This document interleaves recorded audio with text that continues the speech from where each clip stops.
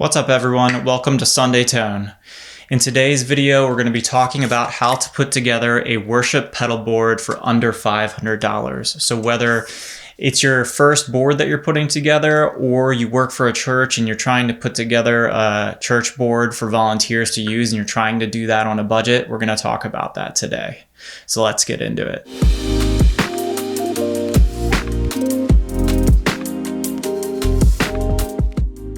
All right, so when you're starting to put together your first worship pedal board, you might think, man, I see all these huge pedal boards on Instagram and YouTube and with tons of delays and reverbs and modulation pedals, but I'm here to tell you that you don't need all of that. You really need just the essentials, which are overdrive, delay, and reverb.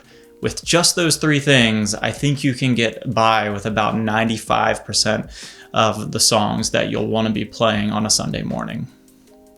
So quickly, I want to go over some of the things we're not going to get into in this video, starting with the platform. So for the actual board itself, we're not going to be factoring that into the price of the setup that we're going to work on.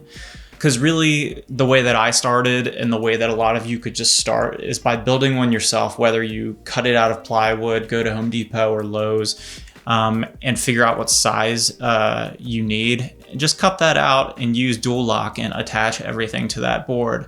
That can serve you really well for most applications. The next thing we're not going to talk about is power supplies. I'm not going to factor a power supply into this price. Power supplies, you can go from everything from a one-spot cheap power supply all the way up to something like the Strymon Zuma or the Chox DC7. My recommendations would be the DC7 or the Zuma, but there's tons of options out there. You just want to make sure that you get a power supply that's isolated, and with a lot of the cheaper pedals we're going to talk about, you can probably get by at first with just using a one spot. And the last thing we're not going to talk about is patch cables. Hopefully there's going to be a little bit of money left over and you can use that on some patch cables, but I don't really want to get into that today. Let's go ahead and jump over to the computer and we're going to start putting this board together. All right, so what I want to do is show you Pedal Playground. Pedal Playground is a website where you can come in here and basically select any pedal board you want, add it to this canvas here. You can also search for any pedal you want and add it to the canvas here. So what I'm going to do is pick out a bunch of budget pedals, figure out how much they all cost, and kind of combine them all together and create a board here. All right, so we're here on Pedal Playground, and what I'm going to do is start by just looking up a couple of different pedals that I know that I would start with, that I would recommend if you're putting together your first worship pedal board or you're putting together one for your church. So what I'm going to do is quickly pull a whole bunch of them onto the canvas here, put them into categories for overdrive, for delay, for reverb, and for some kind of secondary things. And then from there, we'll kind of build a pedal board and put it together and kind of go from there. So let me get started with that.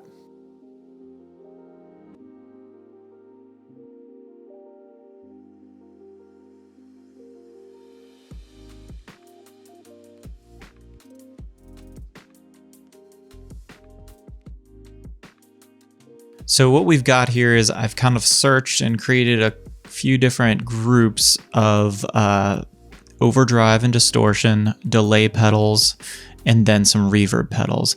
And then I also added a volume pedal. So finally, we're going to need to add a tuner. I don't think your pedal board is complete without a tuner, so let's try and get a tuner in here as well.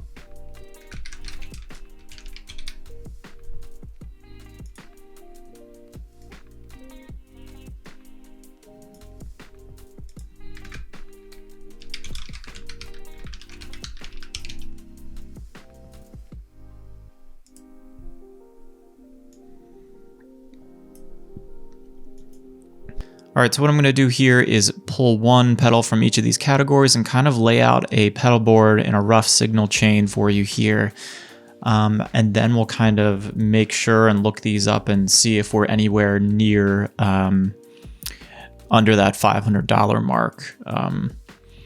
And I kind of know roughly how much a lot of these pedals are. Some of these you can get used on Reverb for really good prices. So that is why I have Reverb pulled up here really quickly. We can search for a couple things if we want to.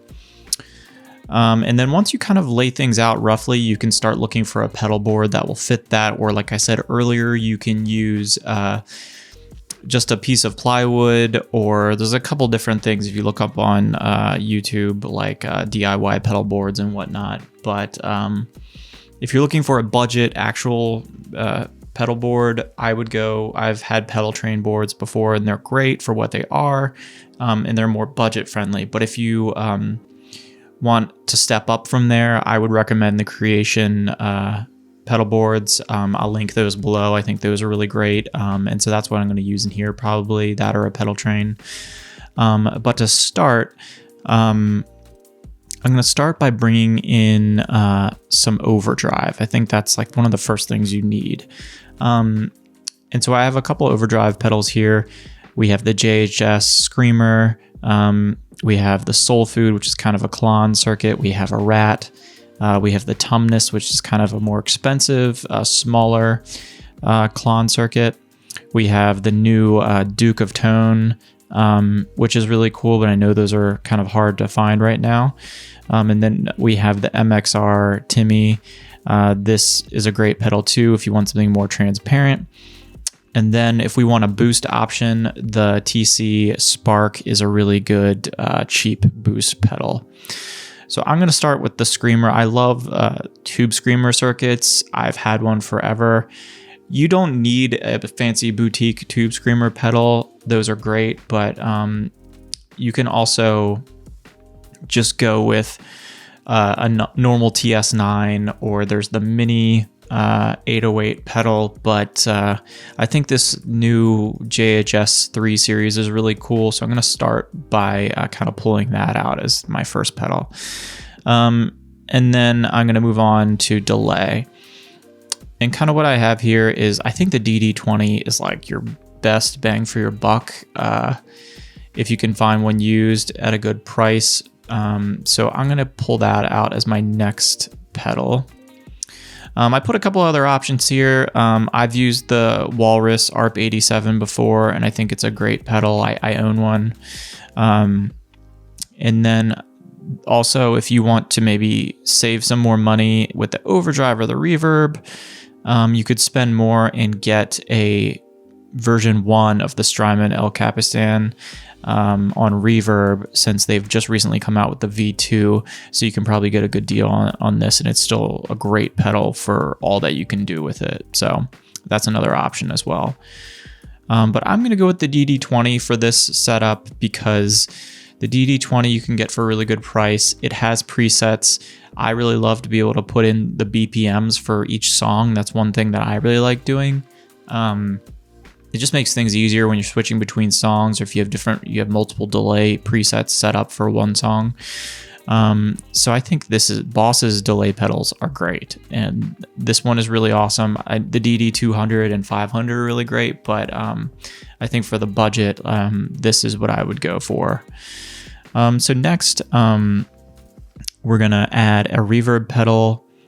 And I have a couple here that are more budget options. So we have the RV5, the Hall of Fame, JHS Octave Reverb, and then this MXR Reverb. All of these can get you close to the sound you want. And what you want for worship is an ambient sound. I would get something that you can get an ambient sound with, that you can also get a good, just clean reverb tone with as well. So I think all of these are good budget options that can do that. But my favorite of these is the RV5. So I am going to go ahead and pick that one. And then from there, like I mentioned before, we need a tuner so that we're in tune. So I'm going to pick this Korg Pitch Black Mini, just because I know that this one is a little bit cheaper than the than the Polytune, which I like the Polytune. I have one. I think both of these companies have newer ones that have buffers built in and whatnot, but with such a small board, I don't know if you need that off the bat, but go with that. And then if you want to do swells and things like that, I would get a volume pedal. I think I've had multiple versions of the Ernie Ball VP Junior, and these are notorious for the string breaking in them. The one thing is they sound really good and they feel really good when you're using them. And for the price, I think they're really good. The Dunlop pedals, I think, hold up better, but they do cost a little bit more. So for this right here, I think this is kind of our setup. So let me go ahead and try and fit this on a board.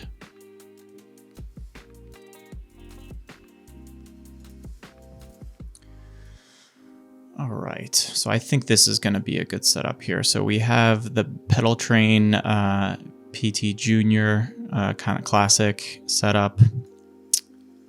And here you kind of want access to your delay to be able to switch that around easily. And then you also want quick access to your overdrive for turning that on and off. So we'll kind of set that up there. The way that I would set this up is coming into this tuner here, and then from there going into the overdrive, from there going into the volume pedal, from there going to the delay, and then to your reverb and out from there. This is kind of the setup I think I'm gonna go with. Kind of want to just check the price on some of this stuff really quick and see where we're at, and if we can add in some other pedals and whatnot. Okay, so this is our first pedal here. So we're at 99, and from there, let's look up a Korg. There's some that are 60, 65. So you can get a good deal on one of these on Reverb. And from there, the Boss ED20.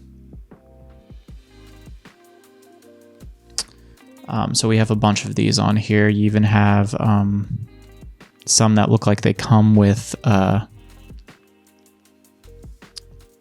tap pedal, which is nice, secondary pedal. So I think we can go, you'll easily be able to find one of these for $135. It looks like they're ranging around there. And from there, let's look up an RV5.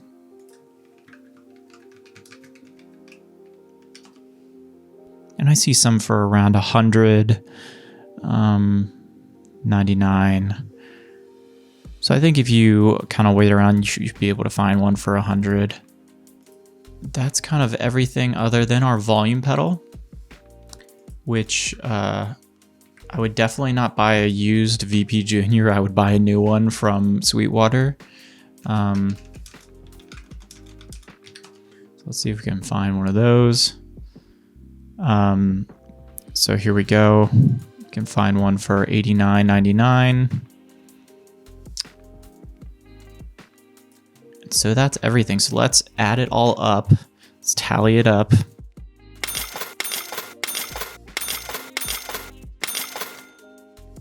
And so that brings us to $490. So I would say that is a really great setup on a budget.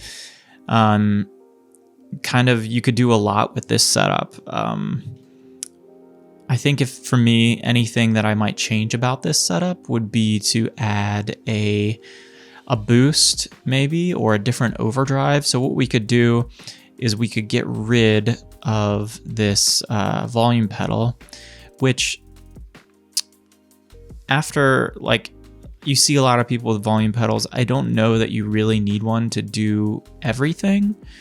I've had multiple volume pedals in the past and they've broken. I've fixed them.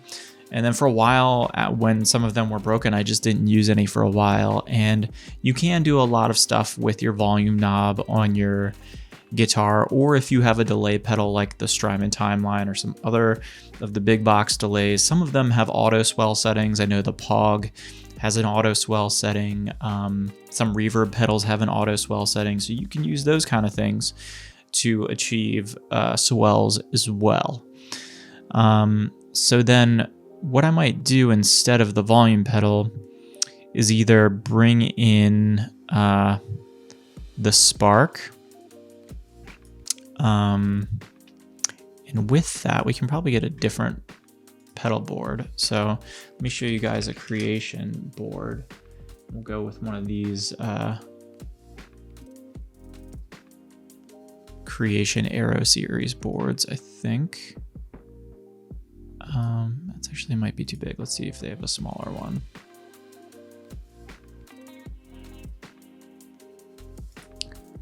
They have this small board, so let's see if we can fit this stuff on there. So it should be pretty cool.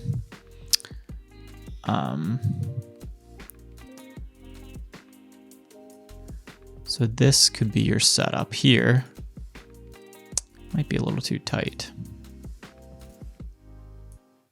What's cool is with Pedal Playground, you can actually like turn these. Actually, I would probably want it the other way, depending on how you have your input coming in. This might be a little too tight. So you could do something like that. But anyways, if you're cutting a board yourself, you could literally lay your pedals out, measure, give yourself some extra space, like an inch or two around the perimeter, and you could just cut a board to that size. So that's another good setup. And the reason why I would use the Spark is this is relatively inexpensive. Let's see how much a Spark is.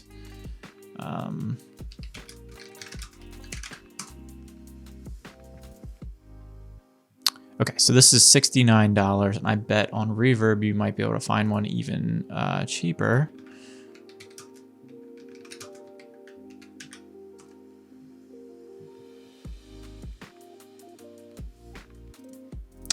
Yeah, so I see some for $49, even $30s. So you could definitely get one of those. And what that's nice to do is, for one, some worship songs have a lot of clean lead parts in them. So you could use this as just kind of a clean boost on some more clean parts on its own.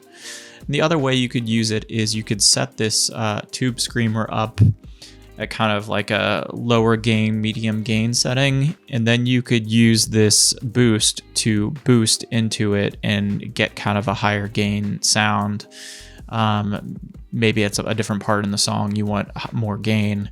You would just kick this on at that part of the song and then kick it off, maybe in the verses or whatnot. So that's another way that you could use that. Another option instead of the Spark is you could get another overdrive like a Rat. And so these two pedals, a Tube Screamer and a Rat, sound great together.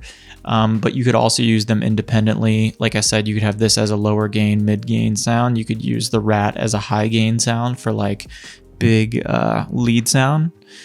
And that's just another way that you could set that up. You could also probably find a Soul Food, which is a Klon sort of circuit, on Reverb for a good deal, and you could afford to add that instead. So really, there's a lot that you could do with this third pedal here. Or maybe you save money on that, and we take this out, and you go for a used El Capistan. And right here, this is your setup. And a way you could pull that off is set the gain a little higher on the Tube Screamer, and then use your volume at parts when you want to play a lower gain sound. Just roll back your volume just a little bit. And with this setup, you get a really great delay pedal that's going to last you for a really long time. I think this reverb pedal will last you a long time. The Tube Screamer will last you a long time.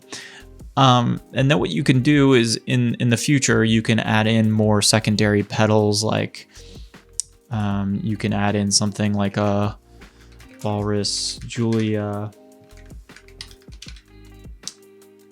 and get some, modulation sounds in the future.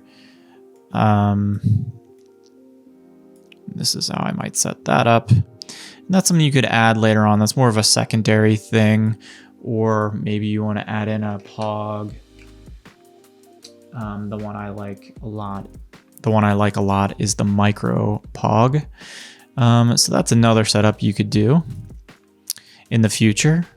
But really, that main setup we first had with the volume or with the Spark instead as a boost, that's what I would go with. And I think you get some great sounds out of that, and you could pull off 95% of the sounds that you're going to encounter when playing worship music. All right, so that is our setup for a worship pedal board under $500. I think we were able to do it, but let me know in the comments below if there's any pedals you think I missed or that you would put on a budget pedal board. And let me know if you'd also like to see a video like this about amps or about guitars, and maybe that's something else I can do as well. If you haven't subscribed yet, you should, and I will see you all in the next one.